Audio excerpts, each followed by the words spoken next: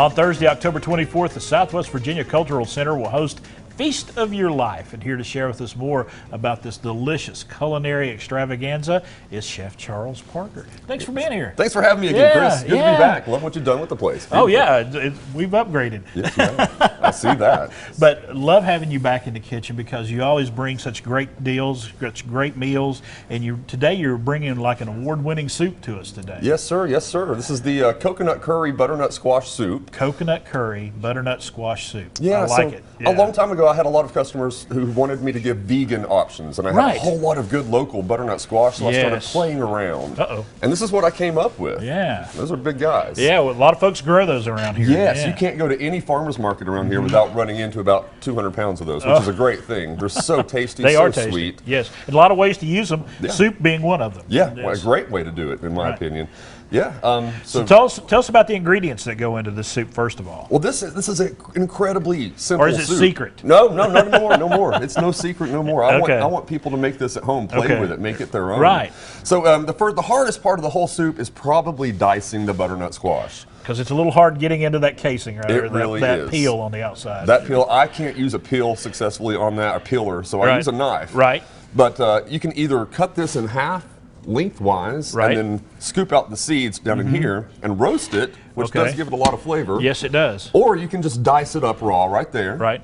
And it's so simple. Chris, all I do is a little bit of salt and pepper, some curry powder, some paprika, some coconut milk, and local honey. And that's my soup. And that's your soup. Yes. And talk to us, you won awards, the soup competition you used to have up there, you won that a couple of times. Yeah, a couple of years ago, I think, Great Winter Soup Cook-Off at the Higher Ed Center in Abingdon. I was fortunate enough to win one year with this soup, and then the last year that they had it, we had a fun live soup cook-off with a few other local chefs.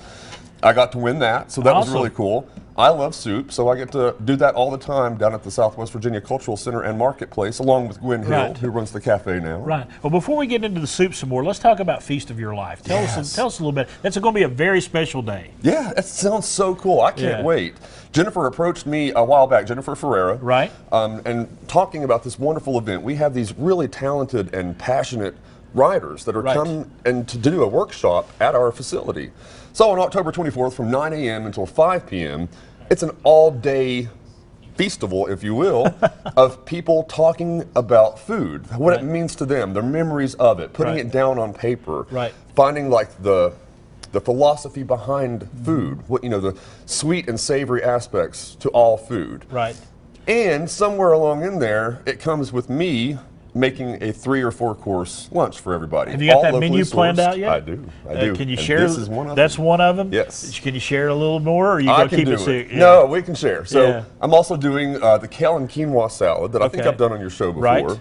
And I'm going to do a arugula pesto pork loin roulade. Ooh. Yeah, we get some beautiful pork loins. That sounds amazing. We cut them out, thin them out, and I make this arugula pesto, just smear it on there, roll it back up and bake it. Have these nice pinwheels of pork loin. Yeah. It's pretty tasty. What's for dessert? We're going to do a berry cobbler, local berry cobbler. Oh, you can't go wrong there in the fall. Get those berry cobblers going. Oh, goodness. Yes, sir. This event, when you talk about it, your face kind of lit up. But because food does elicit memories. It does. It really does. And does that, as a chef, does that, when you're cooking something, you're preparing something, do you think back to the first time, or do you think back where you found this recipe? Does it elicit memories for you as a chef? It constantly does. That's what keeps me sane in the kitchen, honestly. My grandmother had me in the kitchen with her from the time I was about 5 years old.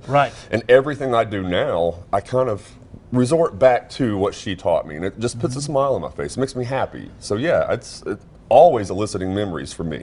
So we're going to put the soup together here in just a little bit. We want to show you the finished product because it's a beautiful. Not only it's visually beautiful, it tastes. I've had this before. It's really good, folks.